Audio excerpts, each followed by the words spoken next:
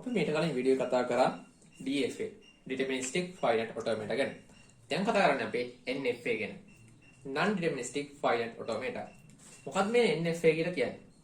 ඔක්කොම ඉස්සරහට අපි DFA ගැන මතක් කරගමු බලන්න. DFA කියන්නේ මොකද්ද? හරි.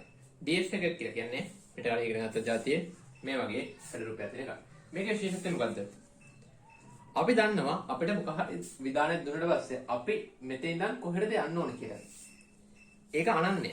ඒක එක තැනයි මෙයාට යන්න තියෙන්නේ. කියන්නේ මෙතෙන් ඉඳන් එක තැනයි මෙයාට යන්න තියෙන්නේ. මෙතන හතර වටේට මෙයාට යන්න බෑ. මෙතන බිඳුව හම්බුනොත් මෙයාට යන්න පුළුවන් මෙතනට.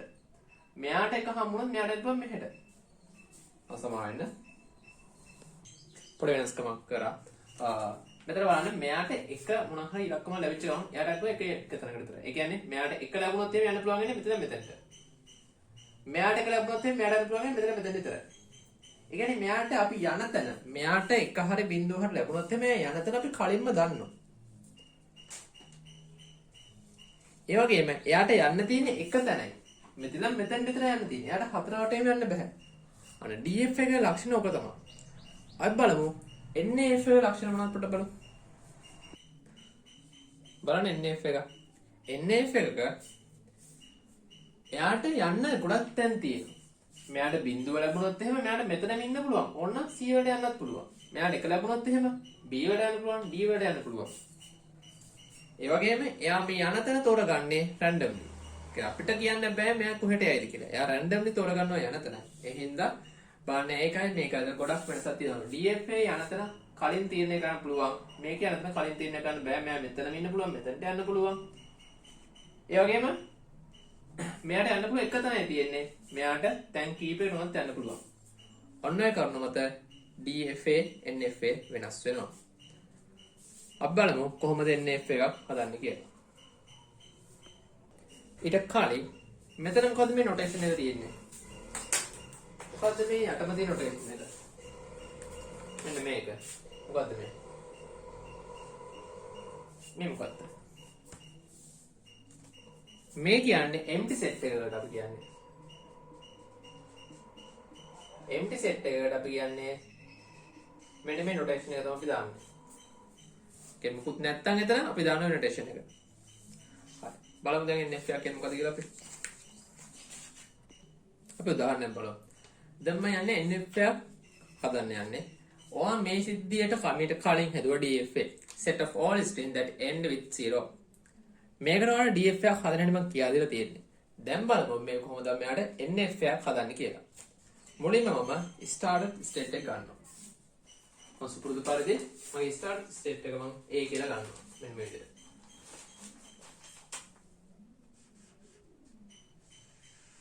A කියා මෙයා start වෙනවා කියලා හඳුන්වන්න මෙතේ මේ ඉතලයක් දානවා අපි. මෙයා කියන්නේ set of all strings that end with 0. ඉවර වෙන්නේ මොන බිඳුවෙන් කියලා තමයි මේ එකම condition එකක් දෙන්නේ. එතකොට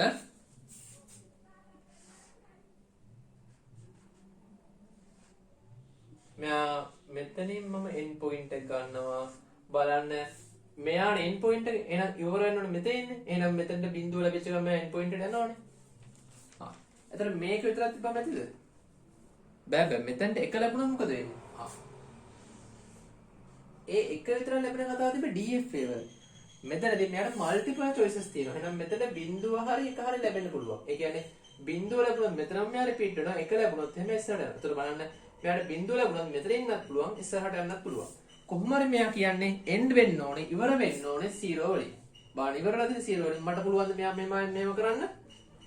බෑ. ඇයි මෙහෙම කරොත් එහෙම ආයෙත් මෙතන එක ලැබුණොත් එහෙම ආයෙත් ඉවරලා තියෙන එකේ. එහෙනම් මට මේක කරකවන්න බෑ. ඉවර වෙන්න එක ඕන කිස් බිඳුවෙන් ඉවර වෙන්න ඕනේ. එහෙනම් බිඳුවෙන් ඉවර වෙන්න ඕනේ. ආයෙත් මට මේව කරකවන්න බෑ මේ විදිහට. ඒතර මේක තමයි මගේ NF එක බවටපත් වෙන්න ඕනේ. එතකොට කිසිම ප්‍රශ්නයක් නැතුව NF වල ending point එක මට මෙහෙම තියන්න පුළුවන්. ඔන්න මතකද DFA වල වගේම මේකේ notation හතක් තියෙනවා අපිට මේ අර්ථ දක්වන්න. පොඩ්ඩක් බලමු මේ notation ටික. මෙන්න අපිට තියෙන notation මේ notation හතර DFA කරනකොට කියලා දුන්නා මේ ඒ අර්ථ දැක්වීම තමයි මෙතන තියෙන්නේ Q කියලා තියෙන්නේ මේකේ තියෙන ඔක්කොම status ටික sigma කියලා තියෙන්නේ මෙයාට දෙන්න පුළුවන් දේවල් ටික input ටික ඒ වගේම Q කියලා කියන්නේ අපේ start එක f කියලා කියන්නේ අපේ end point එක. මෙතන තියෙන්නේ function එක. මේ function එක ගැන තමයි පොඩ්ඩක් වැඩිපුර මෙතන කතා කරන්න යන්නේ. මම මේකේ මෙන්න මේ උදාහරණය මෙයාට අනුරූපතාවයෙන් පෙන්වුවොත් එහෙනම් මට අදහස් තේරුමක් ගන්න පුළුවන් මෙයාට තියෙන අදහස් මොනවද කියලා.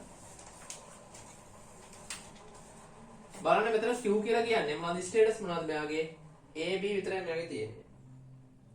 මෙයාගේ A B තමයි මෙතනට එන්නේ.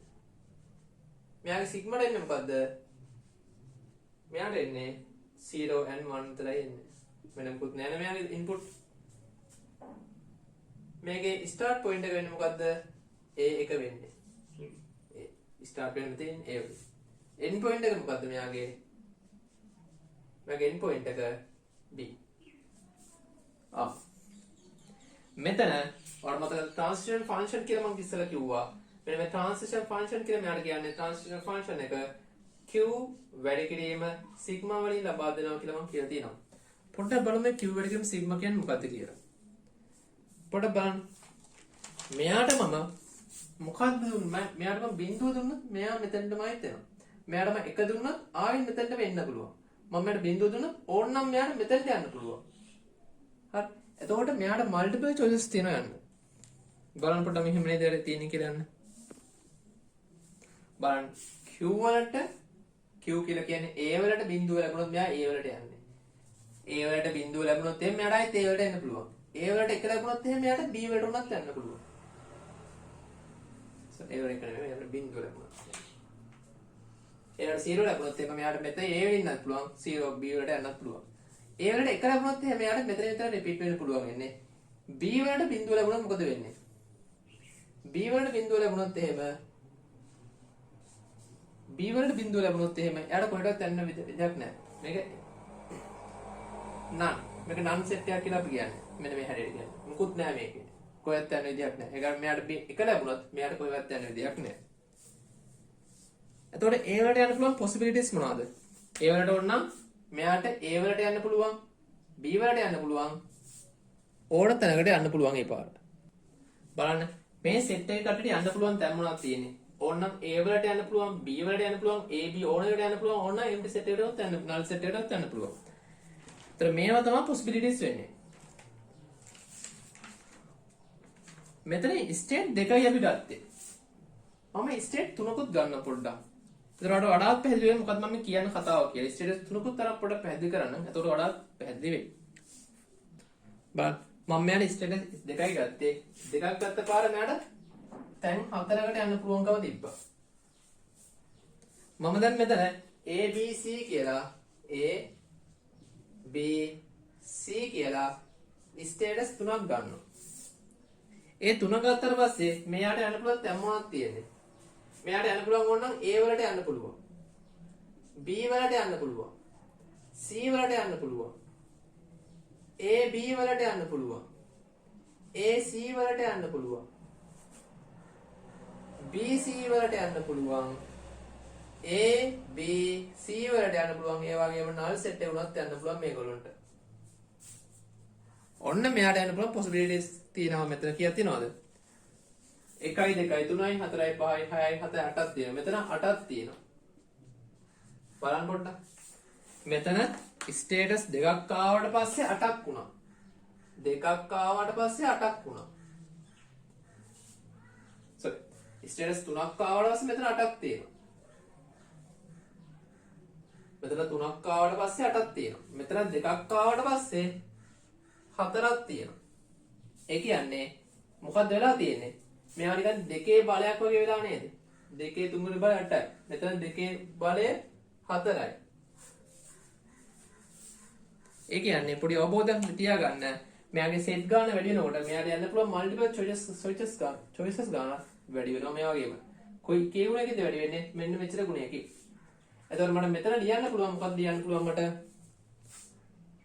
මට ලියන්න පුළුවන් වන්නේ විදිහට දෙකේ Q බලයකට මෙයාට මල්ටිපල් choices තියෙනවා කියලා. ඒ කියන්නේ Q කියන්නේ දෙකක් වුණොත් එහෙම 4ක්. Q කියන්නේ 3ක් වුණොත් 8ක්. Q කියන්නේ 4ක් වුණොත් එහෙම ඔන්න විදිහට මල්ටිපල් choices තියෙනවා යන්න. මම හිතනවා මම යම් අවබෝධයක් ආවා මේ කියපු දේ සම්බන්ධව. දැන් අපි බලමු එක්සැම්පල් කීපයක් කොහොමද NFA ජෙනරේට් කරන්න කියලා. අපි ඊළඟ එක්සැම්පල් තමයි මේ තියෙන්නේ. set of all string that is started with 0. බිඳුවෙන් පටන් ගන්න විදිහට හැම ස්ටේට් එකකම බිඳුවෙන් පටන් ගන්න විදිහට මෙයා NF එක ජෙනරේට් කරන්න කියලා කියනවා. හරි. පොඩ්ඩක් තනින් try කරන්න බලන්න ඕගොල්ලෝ.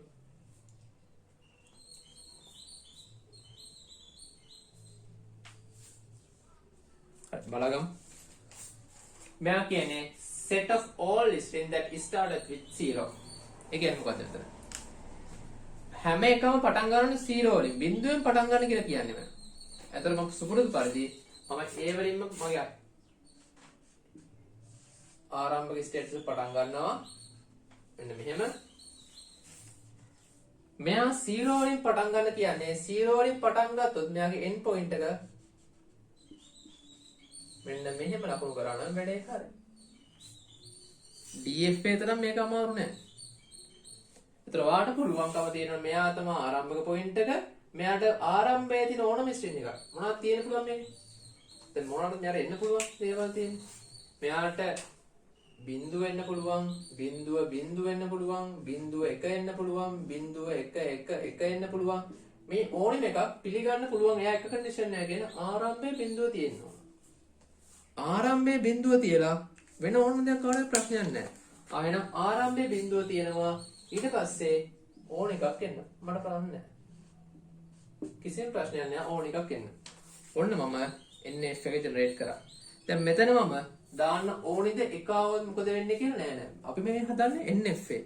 DFA නෙමෙයි. ඒතර NFA වල අත්‍යවශ්‍ය නෑ මම මේකට එකවවත් මොකද වෙන්නේ කියලා පෙන්නන්න. ඔයාලට මතකද DFA වල මෙන්න කලින් වීඩියෝ එකේදී මතක නැත්තම් ගිහලා බලන්න ඒ පොඩ්ඩක්. කලින් වීඩියෝ එකේදී මේ එකවවත් මොකද වෙන්නේ කියලා මම වෙනම ස්ටේටස් එකක C කියලා ඇදලා එක ඩෙඩ් ස්ටේට් කියලා එකක් ලකුණු කරා. ඒක අපි මෙතනදී කරන්නේ නැහැ. මොකද මම මේ හදන්නේ NF එක. ඒ හින්දා මෙතනදී මෙයාට එකට මොකද වෙන්නේ කියලා පෙන්වන්න අත්‍යවශ්‍ය නැහැ. හරි. පොඩ්ඩක් බලමු මේක තෘප්ත වෙනවද කියලා මේක. මෙන්න මේකට. මෙන්න මේ ස්ට්‍රින්ග් එකට තෘප්ත කියලා බලමු මේක අපි. 0 0 1 වලට මේක තෘප්තද? බලමු පොඩ්ඩක්. මෙයාට 0 හම්බුනොත් මොකද වෙන්නේ? මෙතනට යනවා. ආයෙත් 0 හම්බුනොත් මොකද වෙන්නේ? මෙතනින් ආයෙත් කරගෙනවා. 1 හම්බුනොත් ආයෙත් මෙතනින් කරගෙනවා. මෙයා තෘප්තයි. මෙයාට 1 0 1 හම්බුනොත් මොකද වෙන්නේ? 1 0 1 හම්බුනොත් මෙයාට 1 හම්බුනොත් මෙයාට යන්න තැනක් නැහැ. එහෙනම් මෙයා null set එකක් බවට පත් වෙන්න ඕනේ. එහෙනම් මේක දැන් null set එකක් කියන්නේ ඇත්තටම මෙයා DF එක කරනකොට බැලුවොත් මෙයා dead state එකට යන්න ඕන.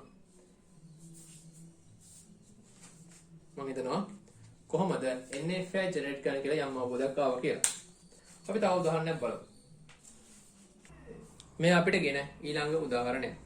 Construct an NFA that accepts sets of all string over 0 1 of length 2. මෙයා කියන්නේ 0 1 ෙන් පටන් ගන්න ඕනෙම කෙනෙක් පටන් ගන්නරේ ගමන් කරන ඕනෙම කෙනෙක් length එක දෙකක් වුණොත් එහෙම මෙයා accept කරන්න කියලා කියනවා. ඉතින් අපිට මොනවද මේක දාන්න පුළුවන් දේවල් තියෙන්නේ? මොනවද මේක දාන්න පුළුවන්? 0 1. එතකොට මොනවද මේකට එන්න පුළුවන් දේවල්? එන්න පුළුවන් 0 0 එන්න පුළුවන්, 1 0 එන්න පුළුවන්, 1 0 1 එන්න පුළුවන්, 1 1 එන්න පුළුවන්. මේ ටික විතරනේ ඇත්තටම බැලුවම එන්න පුළුවන් වෙන්නේ.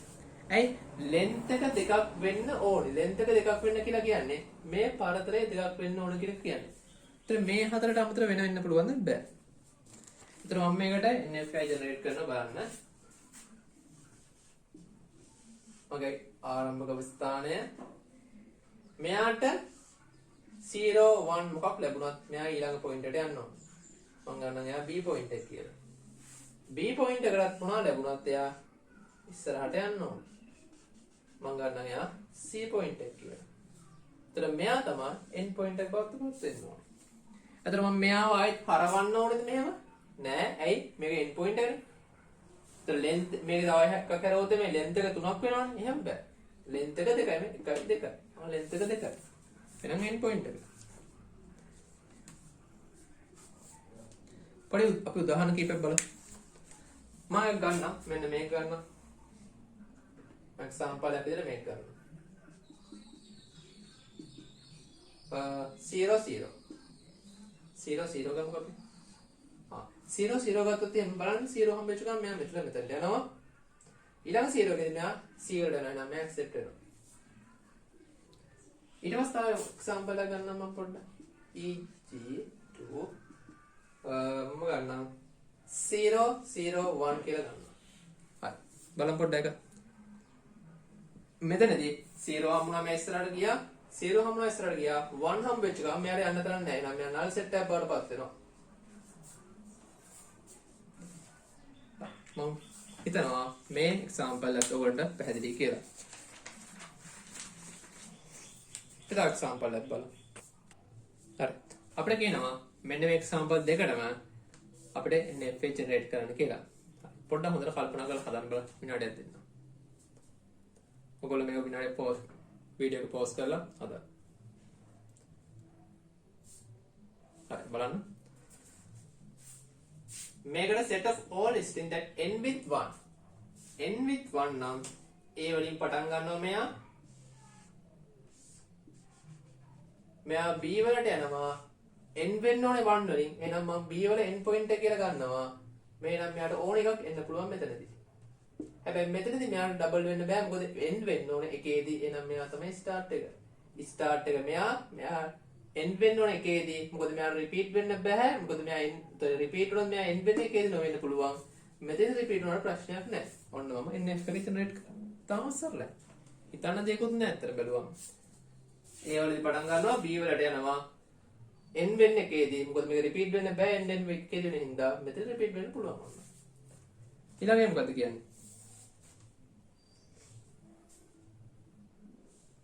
set of all string that contain 0. ඒ කියන්නේ 0 තිබ්බොත් එහෙනම් මේක තෘප්ත නැද්ද කියලා මේ. ඉතින් බලමු. ඒකත් සරලයි. ඔන්න A වලදී පටන් ගන්නවා මෙයා. A වලදී පටන් ගත්තා. මෙයා තෘප්ත වෙන්න ඕනේ 0 තිබ්බොත් විතරයි. එහෙනම් B point එක ගත්ත n point එක විදියට මේකේ 0 විතරයි තියෙන්න ඕන කියලා කියන්නේ. මගේ එක 0 එකක් හරි තිබ්බොත් එහෙනම් මෙයා තෘප්තයි කියන අදහස තියෙන්නේ. එහෙනම් මේක ආවට රිපීට් වෙන්න පුළුවන් මෙතන. මෙතන රිපීට් වෙනවා කියලා ප්‍රශ්නයක් නැහැ.